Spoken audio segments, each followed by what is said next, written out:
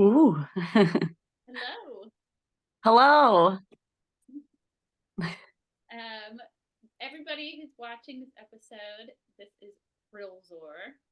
Um, and if you are like me and you feel tempted to say Prizler, like a pretzel, because pretzels are delicious, she is a delicious pretzel. The first name is April, so it's a Prilzor. All right. You got it. You had to tell me that when I met you, because I definitely said it the pretzel way. But anyway, welcome. Thank Episode you. 2. Woo! This time Yeah, it's this is awesome. downward. All right. So let's jump in. Um, please introduce yourself and yeah, and tell us about your talents because you were very All multi. right. As you said, my name is April. My full name is April Dimmick, and I also go by Prilzor. I am the lead singer and bassist of Soul Grinder, and I am the backup vocalist and bassist for Hoaxed. Additionally, I make art that I sell on my website called Marrowgate, like bone marrow. And on Marrowgate, I not only sell my art, but I sell my music as well as other heavy metal, underground music, and merch. Cool. I didn't know that you had all those other things on your website. I have to dig around there. Oh, yeah, you gotta check it out. Yeah, I know I'm actually going to learn way more about you now. I don't remember how I first found your music, but I know that I showed like five different like dudes that would be like, "Oh, you like female fronted metal?" And then they'd be like, "Do you like extreme vocals?" And I was like, "Only in one very particular case." And they would never show me like what I was talking about, and I was like, "No, like this." And I'd show them Soul Grinder, their mind was blown. They were like, "I didn't know this existed," and I was like, "That's because you're a poser." Anyway, um, yeah. Yeah, and then I'm so glad that we kept in touch on the internet so that I got to catch you with Hoaxed. And, I can't remember the name of the guy bands that played, but I remember they had a lot of candles, and that was really cool. Oh, yes, Wolves in the Throne Room. Oh, yes, nice candles. Yeah. When did you first begin to identify yourself as a musician and as an artist? So I would say that artist came first. That was at a super young age, like 7. Like I was kindergarten and I saw like my friends drawing and I was like, that's cool. She was like drawing flowers. I'm like, that's awesome. I want to do that. So ever since then, I've been pursuing my life as an artist and really always identified as an artist. I picked up music in high school. Like I would like doink around on the keyboard and join my friends' bands. But I don't think I like considered myself a musician yet. Like that was still like I'm experimenting. I'm trying out like what this is. Um, but really, I think when like we started Soul Grinder was when I was like that was like the serious moment. That was like, let's do this thing. We're gonna take this seriously. And I think from then on, once like after playing a few shows, it's like, oh, okay, this is it. Like I do music. I guess I'm a musician. Cool. That is mind blowing. I had an interview recently on a podcast, and I was asked if I was first a musician or an artist. And I was like, an artist, of course. Like, who thinks I'm a musician? and and so it's really interesting to hear you say that. Um, yeah, wow. And also, like, wow, way to just like hit it out of the park with your first project. I didn't realize that Soul Grinder was your foray. Like, Well, it is the first serious project. I'll say that.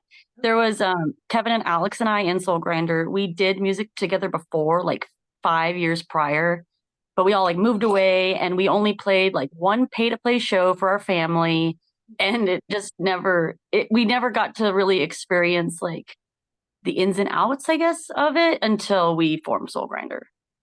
Was that the first band you recorded with? I would say a good, decent quality recording with, yes. That's amazing. I have to pause for a moment and ask if that is your orb in the background.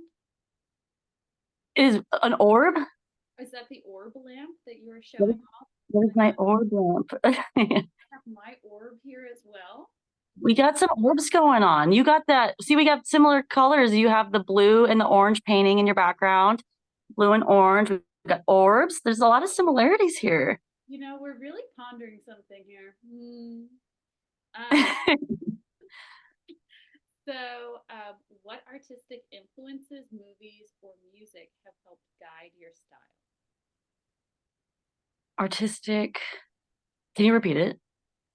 Oh, artistic influences, be it music, movies, or yeah, anything that you've seen that made you think, I ooh, think so like in recent years, like I guess since living I've been in Portland for about a decade now. And I think at that time is when I've kind of come into my own a bit. Like I watched a lot of horror movies since being here, which I didn't really do in my youth. So a lot of like just campy 80s, like B movie, that really like, stuff with like a tinge of humor. I love just like stupid comedies. I think like my favorites are like Cheech and Chong. That's like my number one.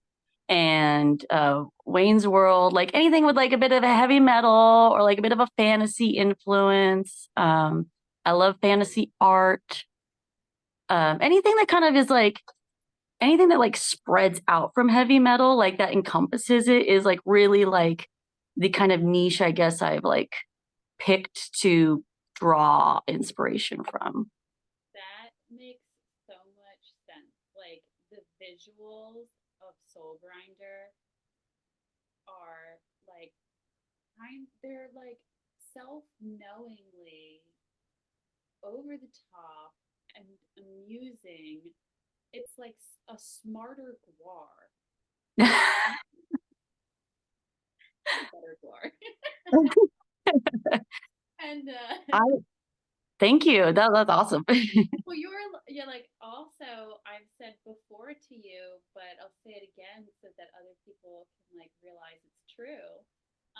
That your singing style is kind of like Nina Hagen meets Lana Del Rey, but more extreme.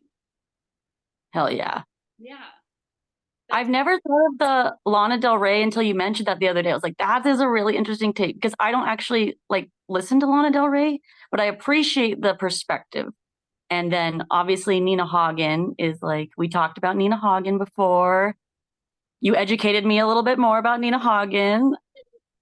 you seem so informed about her already. But yeah, your ballad on your latest album, it's got a very Lana Del Rey melody, but it's like if Nina Hagen sang it and she was like going for a heavier thing instead of her sometimes a little bit silly inventiveness.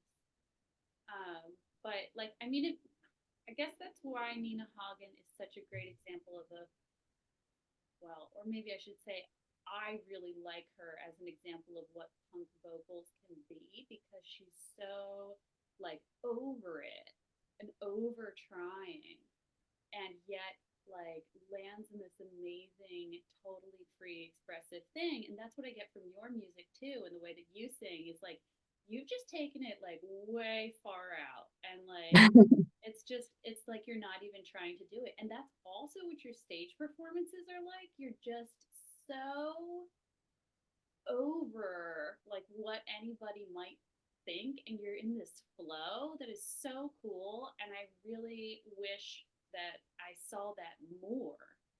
So I feel Yeah. like you should go see Prilzor live because it's rewarding and refreshing. Yeah, it's like so awesome to see somebody do it so well. Thank you. Yeah. Um, okay, so tell us some highlights or special moments from your creative journey, any pivotal moves that you look back on and feel were the right decisions. I think my first one as like an adult, I dropped out of art school I was in down in LA. I was living in Pasadena going to school. It was my dream school. It was Art Center College of Design. I wanted to go there. I had so many like influences and like in my throughout my life, and I was like, this is it.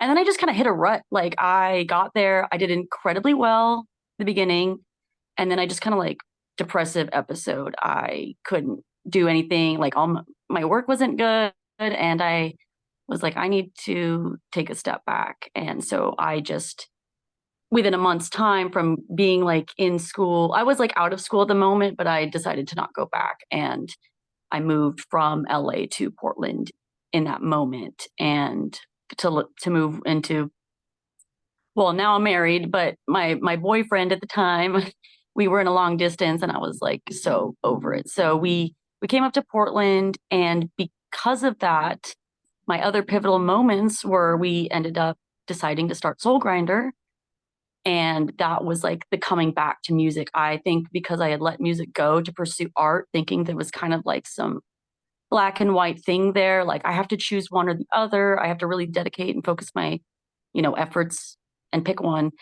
But yeah, moving to Portland was really helpful and then starting the band, because once the band got kicked into gear, we started meeting all kinds of people. That's kind of how we formed our friend groups. And we flourished, and it was just like, wow, I'm so glad I left behind what I was doing, because I kind of hit this point where I was like, I don't want to get into higher education with my art. I just want to do art, and I don't need a degree. Mm-hmm. So that was where I landed. And then starting the band was great. And then I would say also, once I got invited to play with Hoaxed, in the past, I'd been invited to play in a couple other bands since starting Soul Grinder, and I was just like, I'm not feeling it. I'm not there skill wise. I don't, I don't want to stretch out too far. But then with Hoaxed, I knew Kat and Kim. I attempted to film their first video that flopped. We couldn't use the footage, but they were like, "Hey, do you want to play live with us?" And I was like, yeah, okay. I know these people. I like their music. It's definitely different from what I'm doing with Soul Grinder, but it was really heavy. Like once I started learning the bass lines, it was heavy. And then I've had just so many incredible experiences already playing with Hoaxed, like touring both I guess 2022, going on tours with both Soul Grinder and Hoaxed, like a month apart. And then Hoaxed has done more touring since. It's like my dreams are coming true. I get to make art when I feel like it, and I get to do music. And it's like that's everything I want in life. So hell The yeah. world is your oyster. It is your orb. My, Um, oh. the world is my orb. That is amazing background. Which means we also have something in common, because when I lived in Seattle, I was in grad school and I was studying clinical mental health counseling and art therapy, and I was like, wrong major. I don't want to do this. Mm-hmm. I was like, it's probably better to drop out now and not spend any more money on this thing I definitely don't want to do. And so Yeah. yeah, and then that was like actually a great decision, even though I like look back and I'm like, oh man, I really like moved all the way to this new place to do this thing, but it was a great like growth point. Um, but yeah, and Hoaxed has such good production. I must know more about who is on their production team. So I'm even looking at that for Soul Grinder, because Hmm. Kim's drums alone, like when we first like listened to Hoax Soul Grinder, we were like, oh my God, like, do you hear these drums? They are so well done. And the guy's name is Gabe Johnston, and he's here in Portland. I I don't want to say exactly. I think he mixed and mastered the full thing. But we are for Soul Grinder, we're definitely looking towards him to just at least record the drums, because that production, we're like, oh man, that really helped. Like the Hoax music is great, but obviously having like incredible production doesn't hurt. Um, so yeah. It sounds so good, and all of the like special effects, like the the bells and stuff that they added to the recordings are beautiful and like give it so much atmosphere. And Yeah, it's fun. stop that guy. Time tree. I just let it go from there. Anyway, anyway, are there any upcoming projects or releases? So right now, both Hoaxed and Soul Grinder are in writing mode. Just kind of like the winter's mode. We don't have any tours lined up, so it's kind of like focus on new albums for each band. New album. Soul Grinder, we were originally starting writing a new album, but we took a step back and decided let's do an EP first. So that will hopefully be coming out either at the very end of this year or maybe spring next year. Just kind of depends on our time and how everything plays out. But for Hoaxed, I think we're going to be releasing the new album 2025. Yeah, I totally know how annoying it is to get a question about a timeline when you're at the writing stage or even at the recording stage. Um, so thank you for giving us a rough estimate. That is a lot more clarity than anyone deserves. Um, where are we going to listen to that EP for Soul Grinder?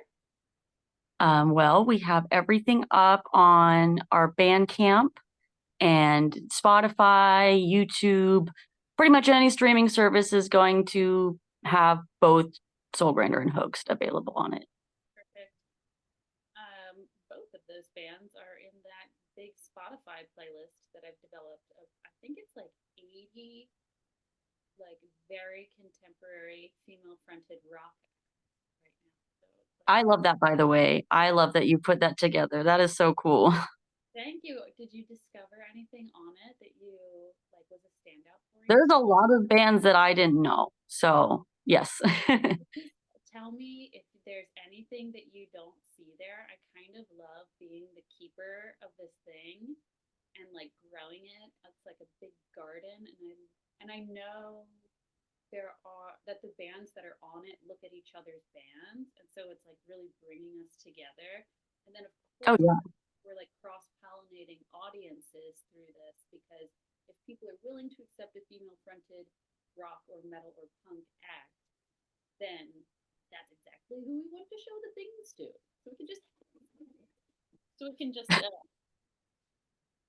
possessed jump right over any kind of bias. Just get to the people that have brains. So, all right. So, if your music was a movie soundtrack, what would the movie be about? So it's really funny you say that because I'm already envisioning for Soul Grinder for the album that we're doing in the future. It's in my mind, it's a movie. So I'm like, this is how it like I already know what the movie is and who the villain is and everything, but I won't spoil anything because I think sometimes if you talk too soon about stuff, it doesn't actually come to fruition. So I'll put that aside and say if Soul Grinder music specifically was a movie, um, it would be an action movie. It would be a quest. There would be I'm already excited. there's some kind of journey we're on to obtain a thing, and it would be action packed. Definitely got some comedy thrown in there, but not like so dumb, just like humorous lines and just an adventure, a fantastic adventure, probably with monsters involved somehow, and just a lot of trekking. All right, only one question about this movie. Yes. Is it CGI or Muppets? It's Muppets. I want to see it. There will be no CGI in any of my films. I can't bring myself to do that. It has to be tangible. It has to be physical. Yeah, I need to see like real blood spraying from the Muppet Monster. It's going to be menstrual blood. I was literally thinking that. So, telekinesis. Anyway, okay. How do you like to unwind when you're not producing new creative things? That is a hard one. I'm trying in like the most recent years, I've been trying to like let myself relax after like accomplishments happen, but sometimes it's hard to recognize when those moments are happening. Like I just have a huge depletion of energy after I complete a big project I've dedicated, every part of my soul to, or like come home from a tour. Like there's that like, okay, now what? So I just try to like sit on the couch and hang out with my dog and just chill. But I still am constantly thinking about what's next. Mm. So I don't really feel relaxed ever, but I try to honor um, the accomplishments and give myself rest time to like just it's okay. You don't have to be a machine all the time. It's irresistible though. It is really. Because it is so rewarding to like run around chasing things, and like the more that you grab, the more you realize you can grab anything, and then you're like, oh, well, I guess I'll have that. I'll have that. And then it's like somewhere in here, forgot what it feels like to be bored. Um, I don't know. I don't know if that's how you feel. It is. Okay. It's like all the, every time you do something new, you're like forming new neurons and then that comes up with another idea and you're just like, go, go, go, go, go. Yeah. So Yeah, it's too much fun. Somebody stop us. Okay. If you could tour with any bands, dead or alive, which three would you? That's hard. Um, okay. I would do Warlock. That is still attainable. Yes, it is. Um, the Plasmatics or Wendy Williams. I consider that one because I would have just died to even meet her. Cosmetics without Wendy O is Blaz. So definitely that's under the dead category, and then probably probably Motorhead. That's just they're the early ones. They didn't care about genres. They didn't care about labels. They were just doing the damn thing. Did you know that Lemmy, takes me a while to remember Bill's name. Did you know that he had a crush on Nina Hagen? I would have guessed because I've seen their picture together. And he had a crush on Wendy O. Maybe he would Hmm. probably have a crush on you too then. Maybe. Probably. Probably. Who cares? Anyway. Whatever. All right, now we have to play a game. All right. Okay.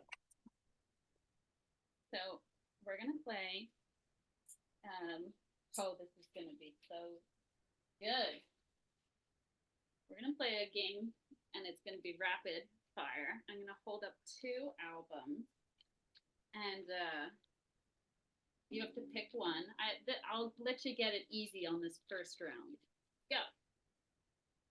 Oh, Pat Benatar. Obviously, everybody go. Check out the website, and you'll understand the inside joke. Okay. Oh, Debbie Harry. Okay. Building a soundtrack. Ooh, here's something spicy. Kate Bush.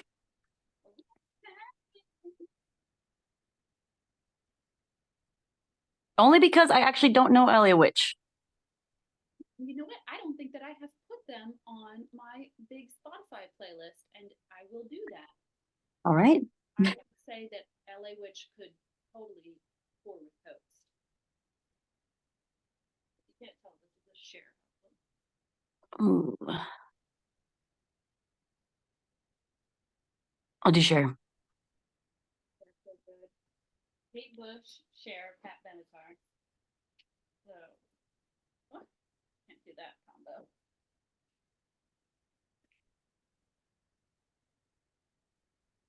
I think this one's easy. Oh, Tina. No, right? Hard not. Yeah. I was hoping Tina would show up. You know, I should have more Tina vinyl. That's kind of the problem. Okay, this one's actually, I think, a little bit harder. I gotta go with Coven. I mean, Dolly is iconic beyond belief, but when I first heard Coven, like I first heard Dolly, it didn't hit me, in the soul. When I first heard Coven, that was like, what is this? So yeah, which Coven song, if you were gonna pick two, would be like your two favorite Coven songs? well, Wicked Woman, that's the easy one. And I can't think of another Coven title. Handy album to read from for you. Oh, actually, doesn't have it on the outside. Let's see. Black Sabbath. Actually, this album is like kind of theatrical. It doesn't even have that many. Yeah. Well, it has one of my top two. So my top two, since everyone wants to know, like not my interview, is White Witch of Rose Hall. Like that song, when it came on for the first time around me, I just was like, I stopped everything. And I just started dancing because it's the drums, I guess. No, it's the piano. Piano in that song. Dun, dun, dun, dun, dun. And it's like you cannot not move to it. And then the other is Midnight Man, which I think is a huge accomplishment for the genre because it is the sexiest heavy metal song. And if you Hell yeah.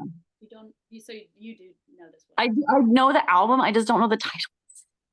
So this Midnight Man you find on a compilation album, and like I'm forever hunting for that on vinyl. But you can find that song on YouTube. Someone made a fantastic music video of Rudolph Valentino, like acting the part of the Midnight Man, and yeah, that's like it's the sexiest of all metal songs. So I'll everybody have to can give play it a that. listen. Yeah, every man that's trying to get somebody to hang out with them, just play that song in the car.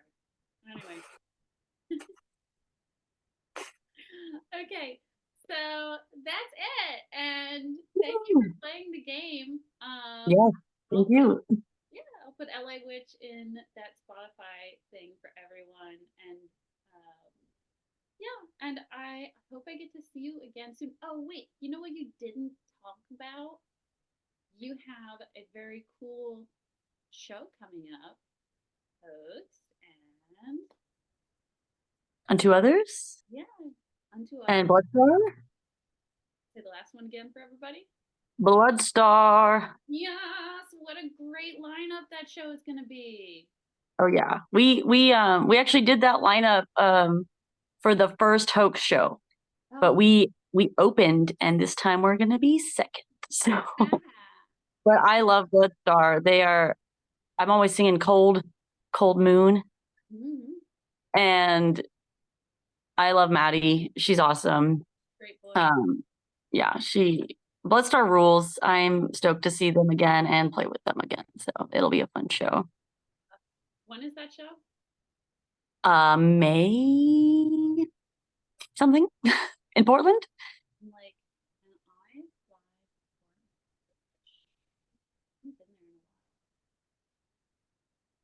come down. Come on down. Bring my orb.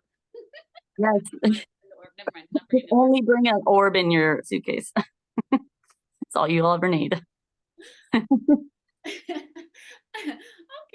Well, I hate saying goodbye, but we can always like end the recording and just keep talking.